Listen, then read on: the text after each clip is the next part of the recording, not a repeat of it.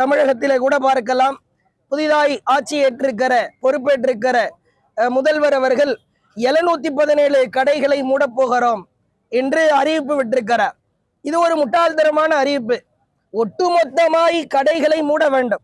717 கடையை மூடினவர் 718வது ஒரு கடை திறந்திருக்கும், அங்க போய் வாங்கி குடிக்க ஆரம்பிச்சிருவான்.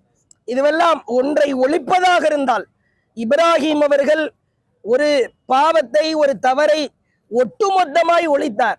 அப்ப மது முற்றிலுமாய் அது தடுக்கப்பட வேண்டும்.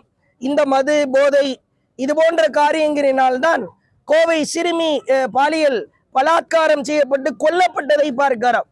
பெண்களுக்கு பாதுகாப்பை உறுதி செய்தவர் இந்த தியாக திருநாளின் தந்தை இப்ராஹிம் அவர்கள்.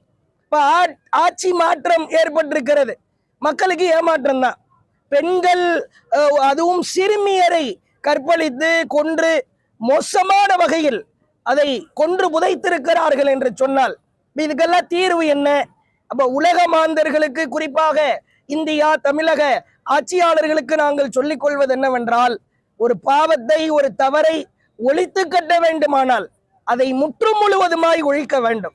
எவன் தவறு செய்கிறானோ, கற்பழிக்கிறானோ, கொலை செய்கிறானோ அவனுக்கு தக்க தண்டனை கொடுக்க வேண்டும்.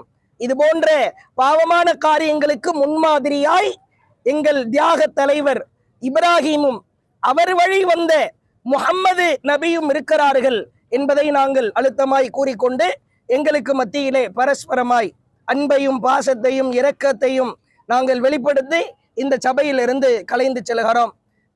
தமிழ்நாடு தௌஹீத் ஜமாத் TNDJ பேச்சாளர் அப்துல் ரஹ்மான்.